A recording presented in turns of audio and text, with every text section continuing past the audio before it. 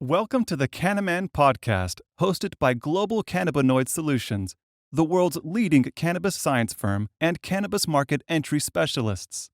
We look forward to hearing your thoughts on this latest episode of Canna-Manual. For now, no formal start. I like to do just a conversational sort of vibe, and we'll build it up into, I guess it becomes a bit of an interview after a while. But yeah, very much just touching on the consumer importance, I guess, and the everyday public importance of cannabis, and why everyone's so focused on this medical sphere, and particularly why as well, like what's going on as well fundamentally physiologically, and we'll touch on some of that too, I have no doubt, Dr. Jake. So I wanted to welcome Dr. Jake Felice. We have here today with us a scholar, author, and all-round cannabis education expert, Dr. Jake, who's very kindly offered to talk us through some of the nuances and just talk us through the cannabis conversation from a consumer perspective, and just understand, like, why is this an important issue? Why is cannabis being so widely talked about? And I guess, why are people so excited about it too? And just make it a bit more real for people. And so, Dr. Jake, I don't know if you want to introduce yourself to everyone briefly for us. I don't want to blow too much. Absolutely, Christopher. And, it's always hard to introduce yourself because in a way that's kind of self-promoting. My name is Jake Felice. I am a naturopathic doctor in both Washington State and in the state of California. I have my main areas of focus clinically have been chronic pain and botanicals, plant-based medicines. I don't ever like to use the word expert. However, I do think I have over 10,000 hours in on the study of cannabis, and I see its applications everywhere, not just for individuals, but for society and for culture as well. And I would love to answer any of your questions here in the podcast. I'm going to try to talk. I know, Christopher, you're very science-based, and a lot of your previous guests have had very excellent technical descriptions, which I'd be happy to go into. But I'm going to also try and focus my language more towards the regular average folks, and make things as understandable as possible. Perfect. And yeah, exactly what we need. Thank you, Dr. Jake. I thought maybe a nice start might be busting some of the common misconceptions around cannabis, because obviously we get there's a spectrum of perspectives on it. Some people are quite open and interested, and others maybe not so much. But from those more skeptical people that you encounter, what are some of the sort of common misconceptions that you experience that people are worried about, scared of, and again, maybe a bit more hesitant around? Well, I think that I love speaking with skeptical folks, because I learn about cannabis from everybody I talk to. And if there is somebody with legitimate scientific concerns, I think that's they're very legitimate, especially given the entire media climate in the decades before up until now. I think there's a lot of misconceptions out there. I think, scientifically speaking, it's generally accepted, almost putatively accepted, that cannabis is effective for pain. There are numerous randomized clinical trials on this now.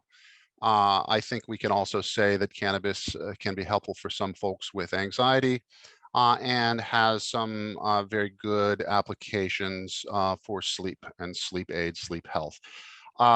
There are more peer-reviewed studies on cannabis than on just about any other plant in the entire human, or in the entire global planetary biosphere.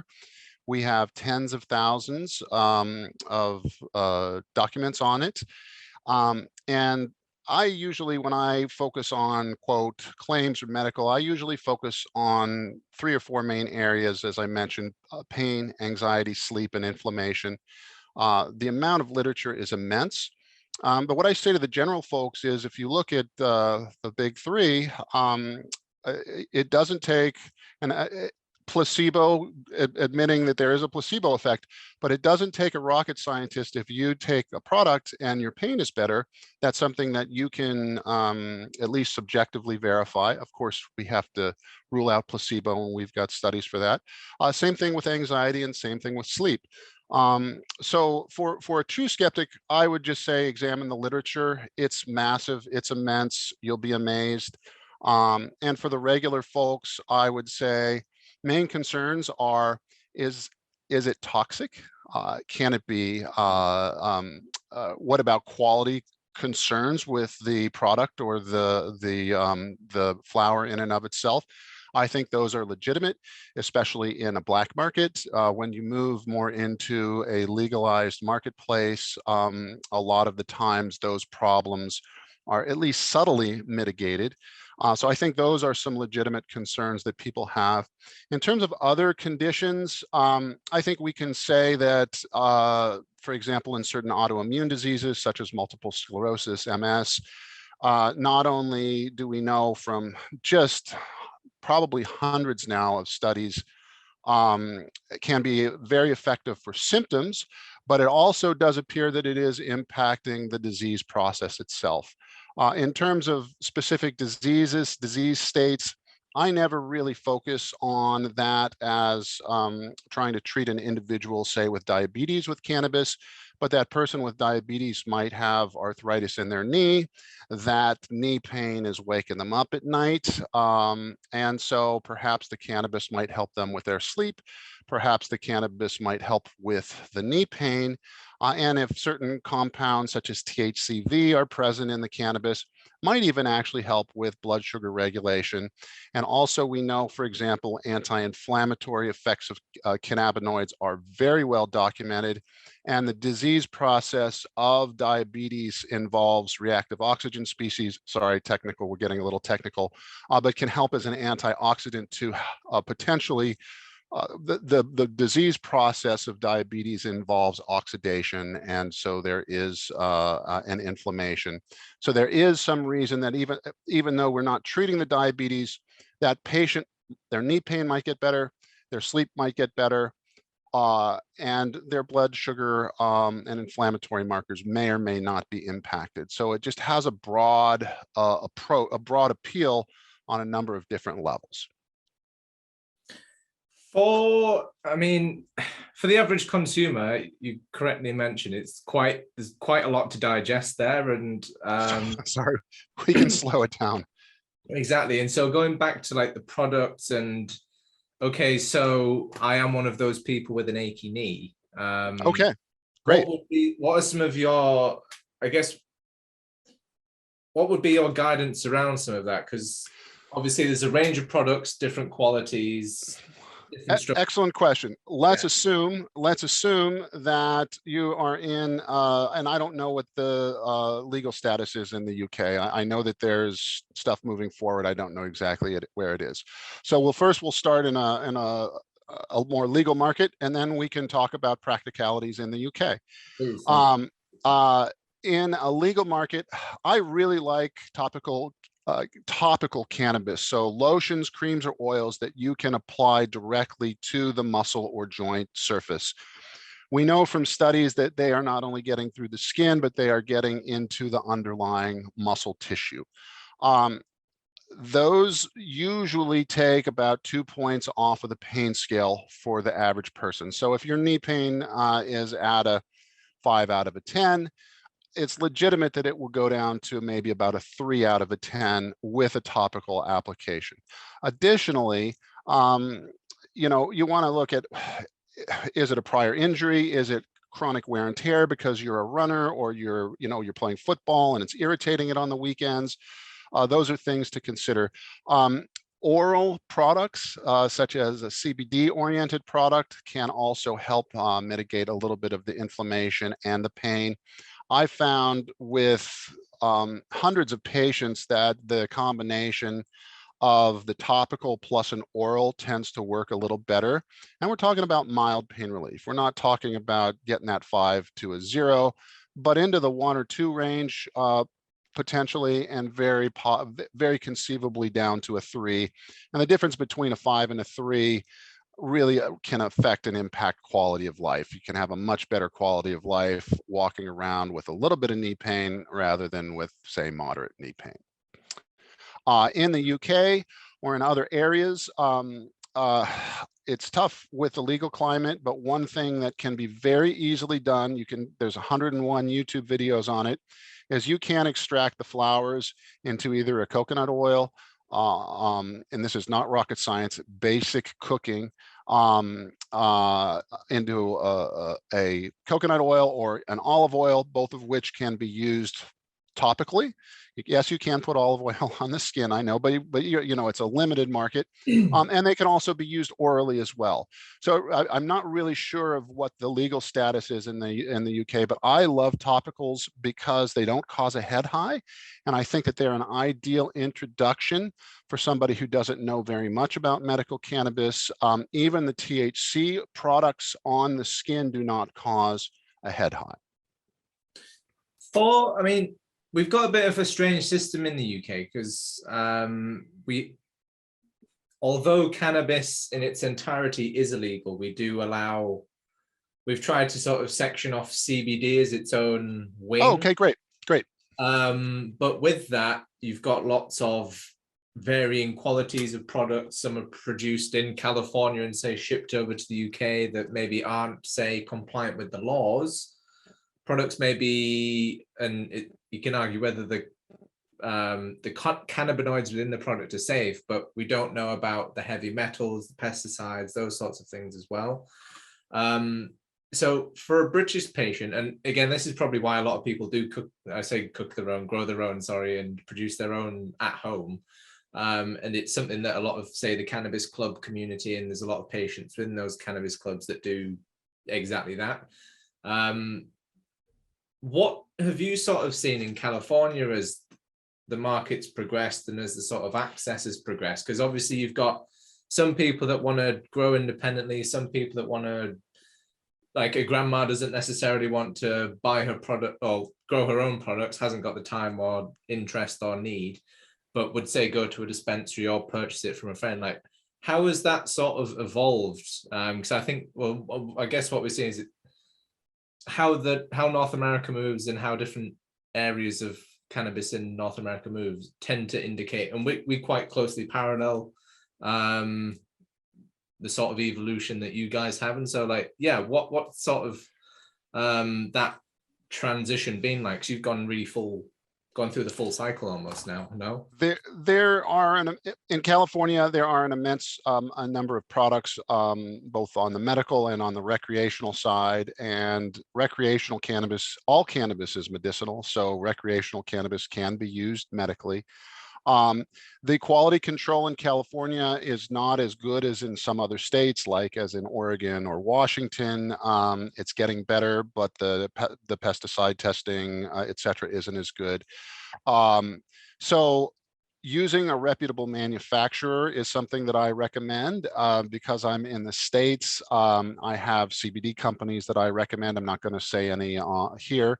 But a good product, you can check the website anywhere on the planet, should have, and there might be a little scan code on the particular bottle, jar, etc.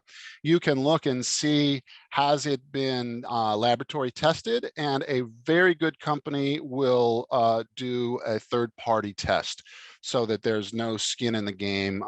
And sometimes they'll even have certificates of analysis printed. I like those companies. Those things aren't free, however. So to tie in with this Homegrow, remember the old word for cannabis is weed.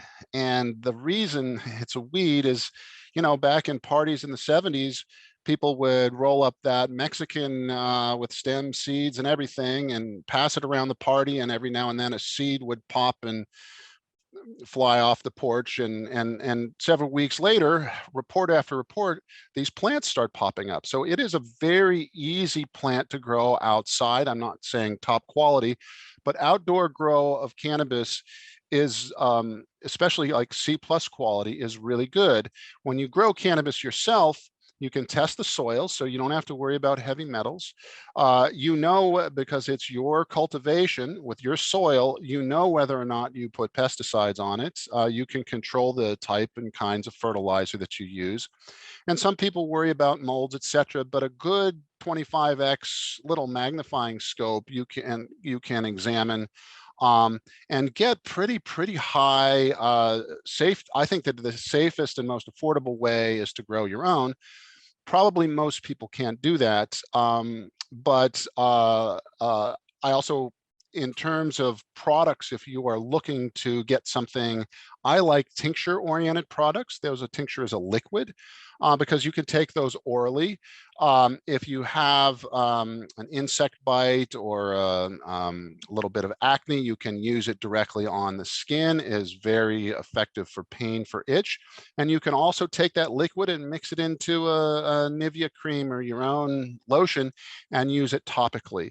So these are just some ideas on how to make sure that you have quality medicine. If you grow your own, bless you, I think that's one of the most gratifying things to be able to do. It's probably not going to be as high of a potency, but you can make up for that by using a little bit more. You can also take your own flowers and put them into a vodka tincture. Again, 101 YouTube videos on that. So the home manufacture of cannabis products is, again, it's more like simple cooking and not rocket science. On the product side, it's a lot more complex because you have to have a proper sourcing of the plant material, make sure that the farmers are utilizing good practices. Then you have to analyze and good companies will do in-house testing, have a regular lab that they work with, and then farm out to third parties. And all of these things add costs. And I would say that one of the major, quote, problems in California, since you mentioned that, is at every step along the supply to retail process, there are either regulations, guidelines, testing protocols, state tax, local tax. And as a result, it has become very expensive to produce for retail high quality cannabis. And as a result, the black market, remember, it's just a weed, Right. the black market is thriving. And industry in California is suffering. The state is still raking in great revenues, but a number of medium and small size companies in California are struggling right now because of the extra added burden. And remember that they have to pay, in the US system, those companies also have to pay federal income tax. And yet they can't write off certain things that a normal company would because they're not that cannabis is not recognized at the federal level. It's recognized. So that's again, we've gotten a little complex there, Christopher. Any thoughts or questions or follow up on that? Oh, thank you so much. I think what maybe I would extract from that and maybe want to dial down in on for any viewers would, I think, we've got the products pretty much covered there and the ranges of ways that cannabis can be introduced into the body. I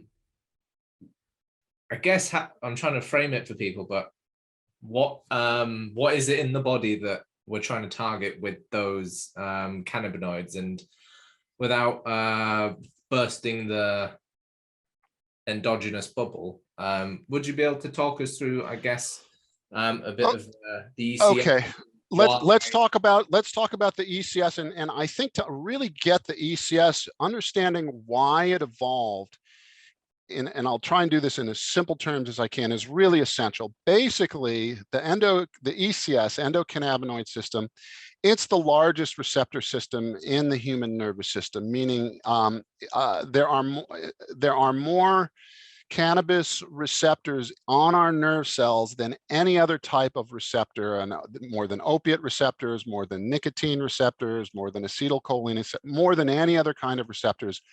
So this system is a massive information system. The reason it developed, and it's 600 million years old, and things that are that old in biology have very good design, or they wouldn't have stuck around for so long. And as single-celled organisms tried to form into bodies, they had to, quote, solve several problems. One of those problems is if we're going to go from a single cell to a body, there has to be a template for the individual cell, the sperm and the individual cell, to turn into all these different types of cells. So the embryologic progression, the endocannabinoid system is deeply involved in that.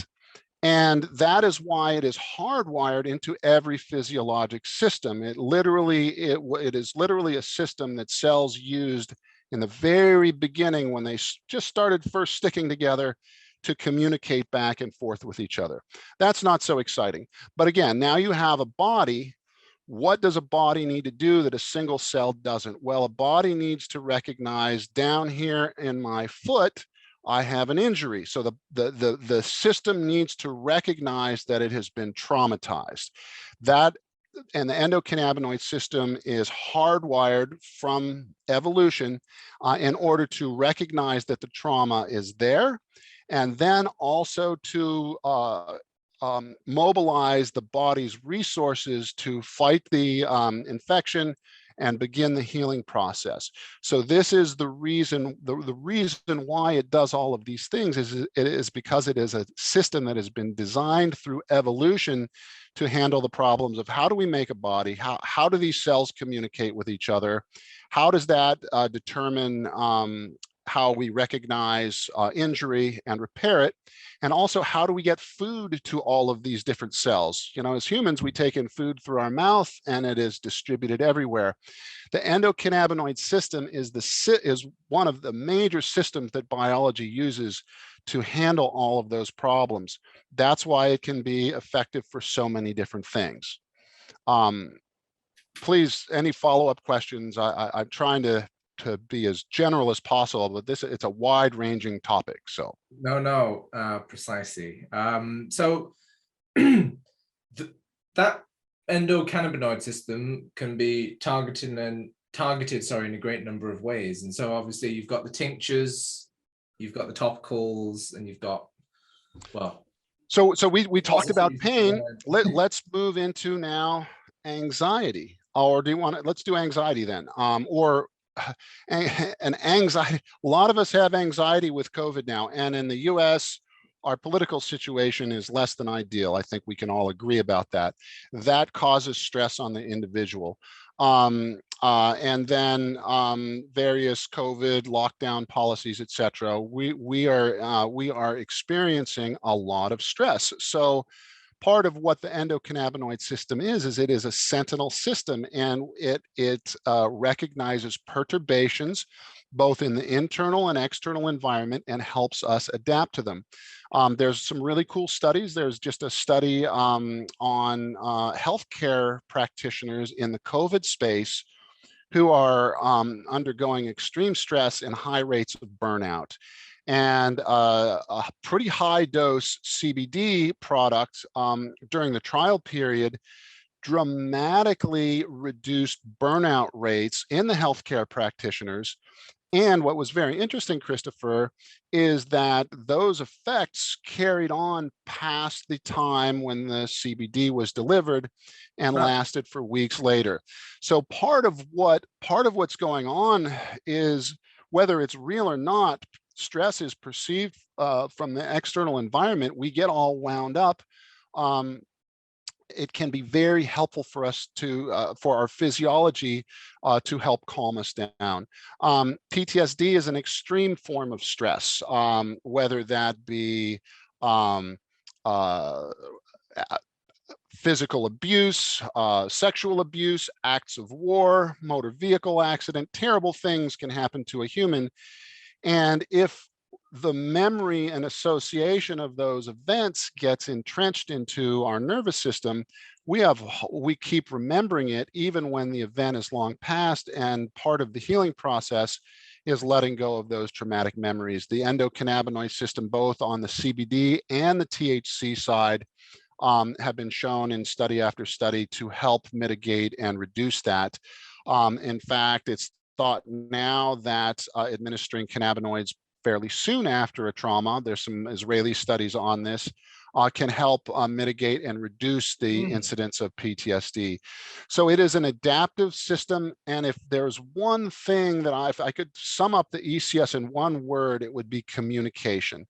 Communication from molecules and structures and proteins inside the cell to the outside of the cell, communication between different cell and tissue types with organ systems.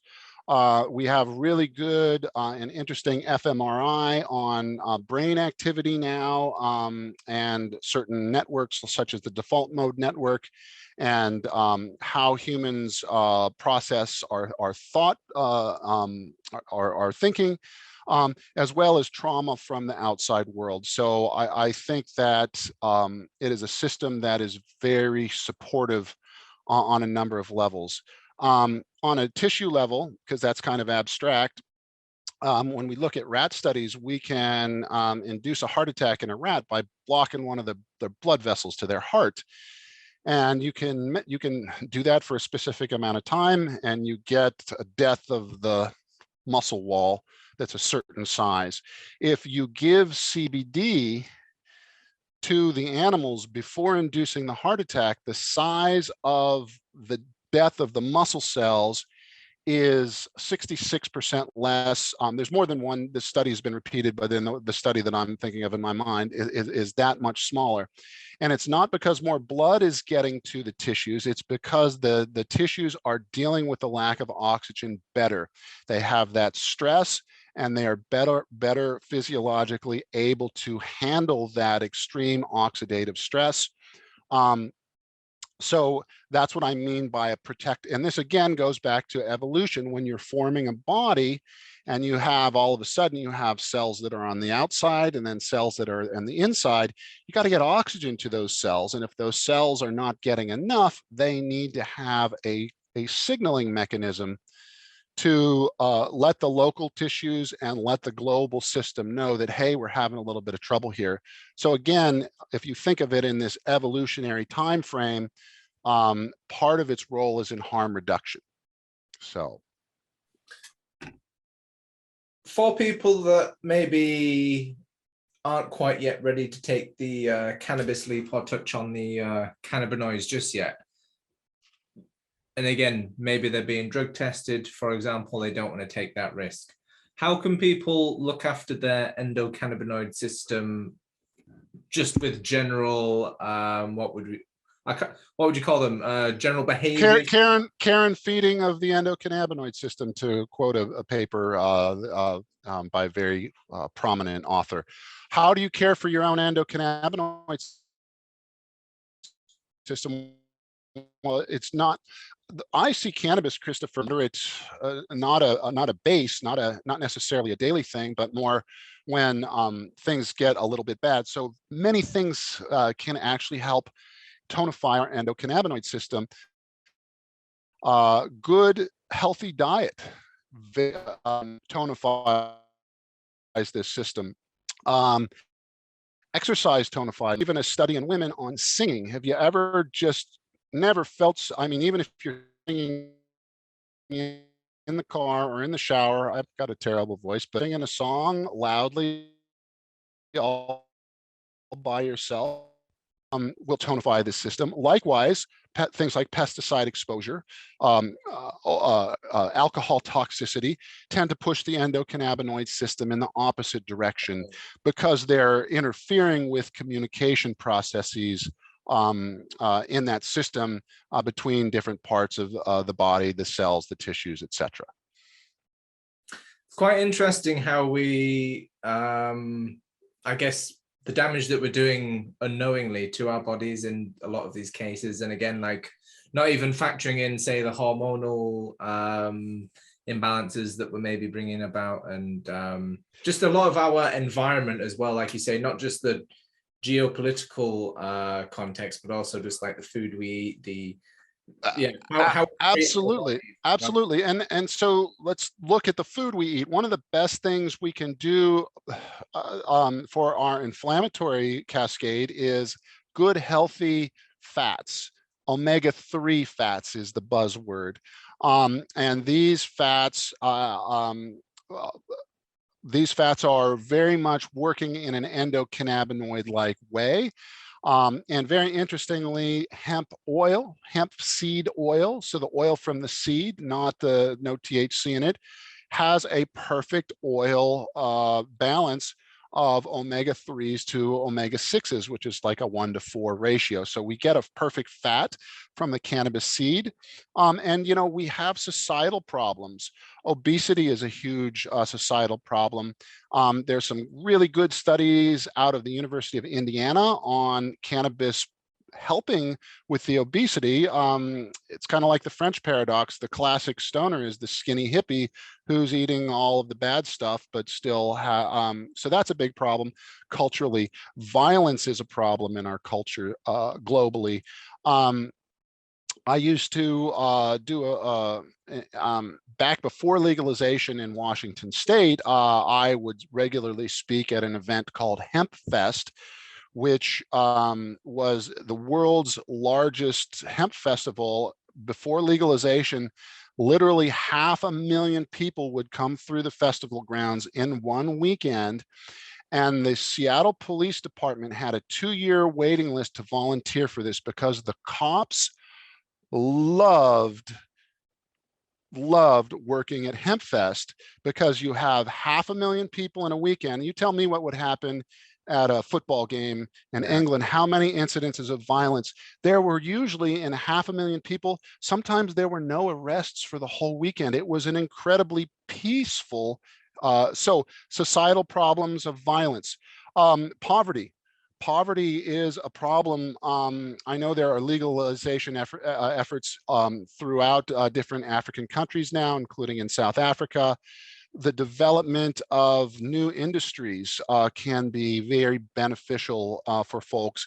And also, cannabis is a food product, not the flowers that we use for medicine, but the seeds. Cannabis as a crop, especially when grown outdoors, is a carbon sink, plus it enhances the soil. So this plant, we can take it in the medical context and talk about small benefits, but the legalization of this plant will have multiple other societal benefits that are also a part of public health, arguably. I think in the UK, we're probably quite guilty of looking through and that's just something I've written about quite sadly, but we always seem to be like looking down the microscope at cannabis and looking at THC and CBD, and lose sight of a lot of we definitely don't talk about the endocannabinoid system. Well, that's I think to be expected given the educational system. I think we're still stuck in this. Paul Ehrlich, early 20th century scientists, coined the silver bullet theory, where you have a single molecule affecting a single receptor, and that's what causes problems, and then we fix that. So diphtheria, I believe it was diphtheria serum was developed, and that's kind of the model for that. But we are now moving away. I mean, still, I'm not, the 20th century pharmacology is still very valid. The buzzword for any of your folks that want to go a little deeper on this is network pharmacology. And we're very interested in not in just single pathways, but in how different pathways form biologic networks to handle the problem. And in modern medicine, this is how we are treating cancer now. It's how we're treating complex neurodegenerative diseases now. We're not just looking for a single molecule and a single receptor. We're targeting it from multiple areas. This has the benefit of increasing efficacy, and then you don't need to use as much of these, and so you have lower toxicity. I think that the the health aspects of the endocannabinoid system and the health that you mentioned, what are some of the things we can do to stimulate it? Those are very important. And so it helps to not just look at the molecular picture, which is very important, but what's going on at the tissue level, what is going on at the systems level. So if we use the brain, for example, we're not only just worried about what's happening at the serotonin receptor or at the cannabinoid receptor, but how are the individual nerves talking to each other? And then how are different groups of nerves speaking in networks? And then all of those factors are impacted by the environment. So if we have a sick culture or a bad economy, that can also negatively affect folks as well. And so it's not a problem to be looking under the microscope, but seeing the forest through the trees is the classic. For sure. And I think that the pharmacologic advances are phenomenal, especially, a lot of these studies are big pharma funded. The little CBD companies don't have that kind of money. So we're learning from that. And we now have big data that we can apply to these problems. And what is showing up time and time again, at least up until this point, is that the whole plant is very competitive in the marketplace in terms of helping people stay healthy and work with their endocannabinoid system that way.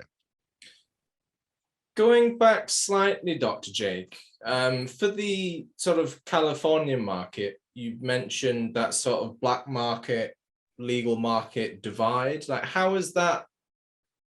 Could you paint a picture of that for us at the moment? Oh yeah, A lot of people used to be you knew a guy or two or three, and you'd call him or text him because and he or she may or may not get back to you, and you'd have to have a guy.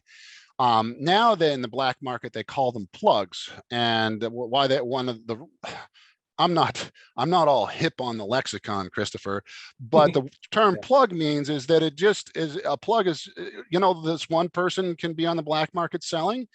And if something happens to them, they quit or go away, that someone else gets plugged right in. So the black market is very, very accessible in California.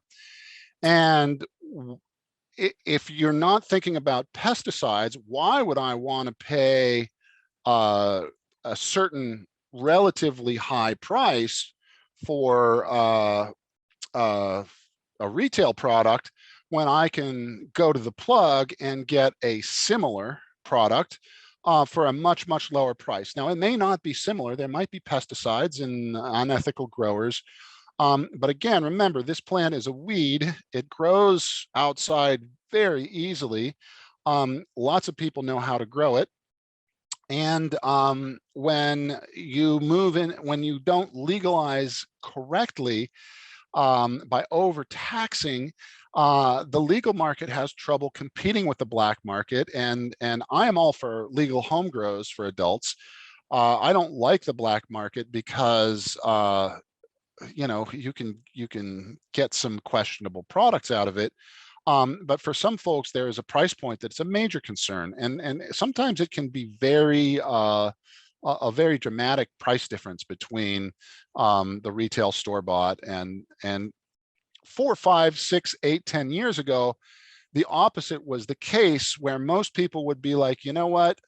I want to get a medical card so that I feel safe and protected and don't have to worry about law enforcement. And so I'm willing to join these cooperatives. But now that we've gone to a semi-legal retail market, it's tough to compete with a plant that all you need is soil, water, and sunshine, and boom, versus all of the quality control and all of the tax burden with none of the benefits. So these companies are having all of this taxation, but they can't do standard write-offs. The federal government's still breathing down their necks as well with all of the... And so you can't write off your fuel costs. You can't write off the automobile or the trucks that you need to do the transport. There's expenses, but you don't get the benefits of the tax write-offs. Yes, correct.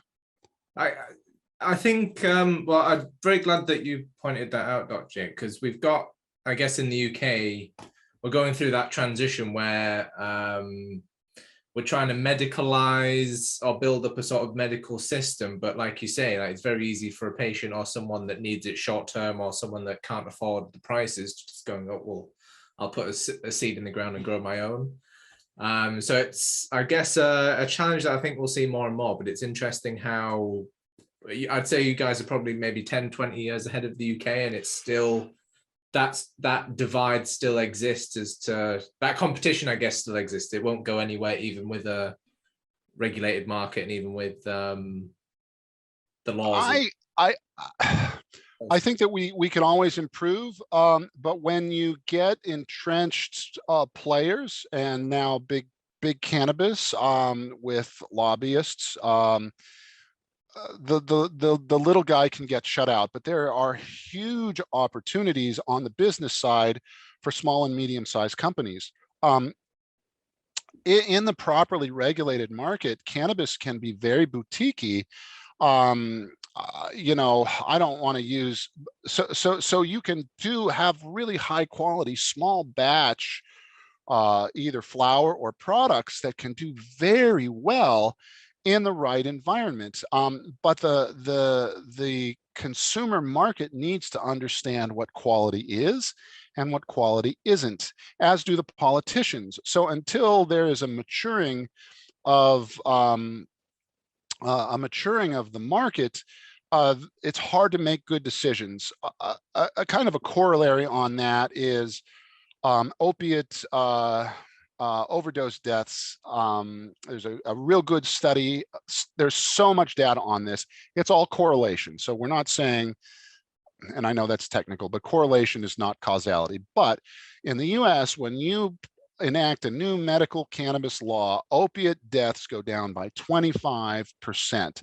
But what is really cool is that we now have studies is that the older the law is, the more normal it is to, you know, go by, the more normal cannabis feels as opposed to being this new thing, the higher the correlation with those deaths. So the fewer, as the law matures, fewer and fewer opiate related deaths, because maybe people, the grannies who would never, ever try that. Well, look, Aunt Ethel, look at her with, you know, with her rheumatism, she's doing great. I saw her walking around the park, you know. So as the stigma decreases, sometimes the benefits can enhance. Also, likewise, as the market becomes more intelligent, consumers become more aware of their choices, and there is more selection, I think there can be a trend towards goodness. So not only just educating clinicians, doctors, PhDs, but also politicians. I remember I was very proud to see you on the steps of Parliament doing your duty there, Christopher. The politicians need to understand as well and realize that I think that the thing for a cannabis market is to really identify what the win-win is and what the lose-lose is, and try and get everybody on board with a win-win, have everybody have skin in the game, and see how that a good market, just good legal home grows are fantastic for the cannabis industry, because a lot of the times those home growers are going to develop genetics that can be shared up and down the retail supply chain. And just because I grow tomatoes in my garden, that doesn't mean I don't buy tomatoes at the store, and it doesn't mean I don't go to restaurants. So it's not really harming the bottom line of the industry, and it provides lower income or enthusiasts with an affordable way to have recreation or medicine or both. And I think there's a lot of room for small boutique. I think there's a lot of room for medium-sized companies that can make much quicker changes than the big boys. And then the big companies always have an advantage in terms of being able to get laws, legislation, taxes changed. And if there are changes in the federal law in the US, a lot of that is going to be coming from corporate push. So everybody we can choose a various spectrum from the lose-lose, which I think California is kind of almost in that, to a real win-win setting, where not only do the companies, big, large, and small, benefit. Not only do the patients benefit, but our culture can benefit, and the planet can benefit.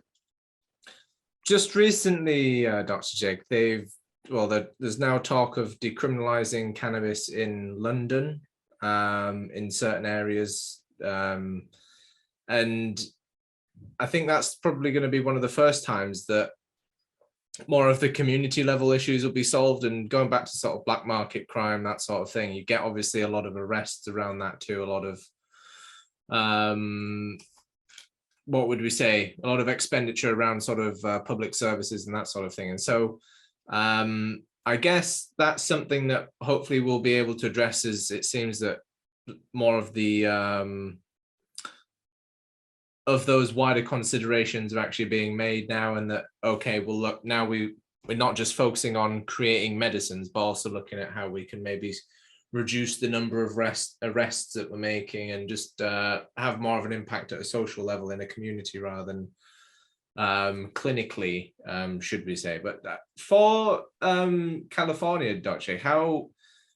What sort of systems are in place for sort of, other than I guess the safety of the products and the regulation of the products, is there anything in there that's being, I guess, because these have been quite, again, say the black market, those become quite hotly competed areas of business. And so, yeah, is there anything in place at the moment that is sort of one thing that's always struck me as interesting, and it depends on how you would do it in the UK with these local jurisdictional, not legalization, but decriminalizations.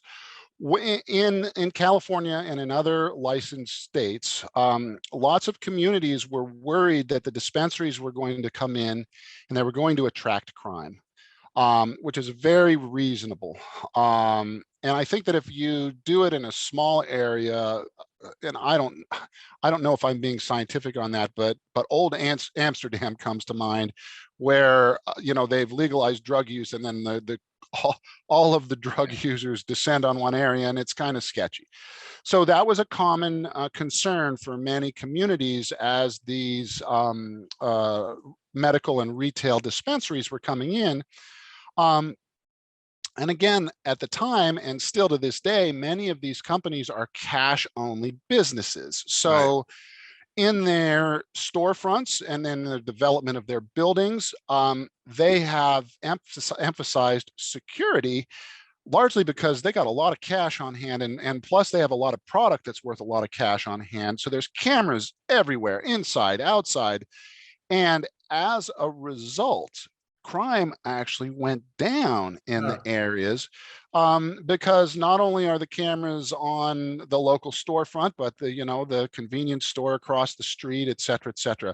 So anyway, the literature has shown pretty conclusively that the opening of retail has decreased crime and not increased it. So that's one example. I think that one area where I'm disappointed is in a gray market or a less regulated market, you have a lot of, I don't know if it's because they don't know what probably all of the above. A lot of people don't really know what they're doing. A lot of not such professional, even storefronts and facades. And that changes over time. Over time, as both the California and Washington market have matured, the storefront and the quality aspects have gotten better. But there are still people who are trying to cut corners, whether it's to save money, or because they just don't know any better, or because various reasons. So I think that if you are just decriminalizing, that doesn't mean legal storefronts. I don't know how that would affect an area or a neighborhood, but I would imagine, well, you talked about myths earlier, and one of the myths of cannabis was the gateway theory, whereas if you start using cannabis, you have a much higher likelihood of using cocaine, heroin, etc. And some of those studies showed those results, but they were flawed for a couple of reasons. One is they failed to rule out socioeconomic status, et cetera. But two, the person on the street corner that's selling you weed is also going to have other products available that they are going to, they call them pushers for a reason, that they might hear, how try this. You like this, you like this weed. You want some coke, you want some heroin, et cetera, et cetera. So that might be mitigated if there is a decriminalization effect. So I could see some benefits from that. But that's one common myth of cannabis, that it actually contributes to these higher, harder drugs, when in fact what the research is showing on the prescription side is the exact opposite. When we enact good laws, not only do abuse and overdose deaths go down, but prescription use across the board, across a large number of pharmaceutical products, go down. And that has health benefits to individuals if they have a lower toxic burden, but it also has lower profits for pharmaceutical companies. And also, when cannabis is legalized, alcohol sales go down. So in Washington, I know you were on the steps of Parliament when we were trying to legalize recreationally in Washington. There was some pushback from pharmaceutical companies. Big Alcohol was opposed to it, so working through their lobbyists. And prison industry were not real happy about this. So there are other players on the opposite side that will be impacted with these changes. It's important to just be aware. Anything that affects any corporate entity's bottom line will be viewed negatively by that industry. I think that's a super point that I've maybe neglected there as well, is that, again, carrying on those parallels, the same people are going to be disturbed in the UK as we develop more of these laws. And so, yeah, that lobbying undoubtedly will be going on, and there's quite a lot of it going on still. And so, yeah, I think these are some of like the hidden strings that people maybe don't see behind. Like, you see the products being rolled out into the country, and you see all this talk about medicines, but you don't see what's going on to push those messages out or to influence the regulations and the policies behind it. It's quite an interesting, I don't know, narrative that you can build up depending on how you want to position things. After your many years of experience in the cannabis industry now, Dr. Jake, what would be, some concluding, bit of a concluding question here, I suppose, but what would be, if you're a consumer and I'm sorry, could you repeat that, Christopher? What would be your advice for people that are coming into the cannabis industry now after you've had nearly 20 years of experience in that? Like, as consumers or as professionals? Both, really. Okay. As professionals, real quickly, it's a tremendous growth industry, not just locally and nationally, but internationally. And it's a way that you can make a good living doing something you enjoy doing and really feel like you're helping people. So on the consumer side, what I would really emphasize with people is that there are more types of cannabis than there are different kinds of dogs. So if you're choosing a dog for your family, it's obvious that some dogs might not work for you. Others might be a good fit. The same thing can be true with cannabis. There are many different kinds of cannabis. And in order to connect the dots between you and certain types or products that can be beneficial for you, you need to have legal access and not be afraid of getting arrested and having your life ruined, because that's not healthy. You need to have a marketplace that supports, you need to have a retail space that supports a number of good quality products. And you need to have politicians who understand the importance of this plant and are able to choose a win-win for everybody. And you need to have healthcare practitioners who are knowledgeable enough to help you connect the dots. And I see deficits in all of those areas. That's why one of my main emphasis is on education, not only just for healthcare practitioners, for politicians, for the marketplace, for the corporate boards of cannabis companies, if you understand that this plant is a weed from the business side, it really helps with strategic long-term planning, because the prices are going to fluctuate predictably depending upon how the legalization is unrolled. And you all can learn from our mistakes here, because we've made plenty. So you mentioned being 20 years behind, Christopher.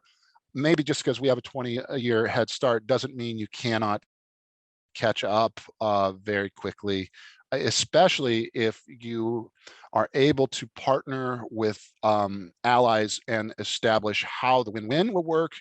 And one good way to do that is to identify what the lose-lose could be. And most people, I think, come from a good place. We all want to have a good livelihood. We all want to be healthy. And that there are cultural and societal benefits from this, as well as just medical. So there you have it. What a beautiful way to conclude, Dr. Jake. Thank you so much for breaking down some of this and demystifying the Canadian, demystifying the Californian realm, but also some of the other legal states that are there. And yeah, I think you've again perfectly connected together quite a few dots for viewers and particularly consumers within there who, it's.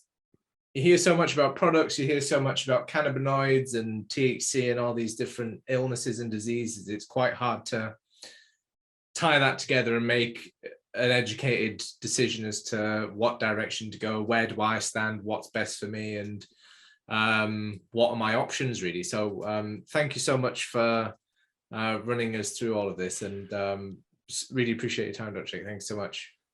Thank you, Christopher, and thank you for your good work on your science-based approach, and you are moving it forward with a concern not only just for individuals, but for everybody. I look forward to following your work and being connected through this World Wide Web that's so fascinating now, and wishing you all the best. And as I mentioned before, we went live, Happy New Year to you. Thanks so much, sir. I'll put all of your links in the description before we post all this, but where can quickly people find you? You're a bit of a veteran of LinkedIn now, but yeah, where else can people find you? You can find me on LinkedIn, as you said, just Google my name.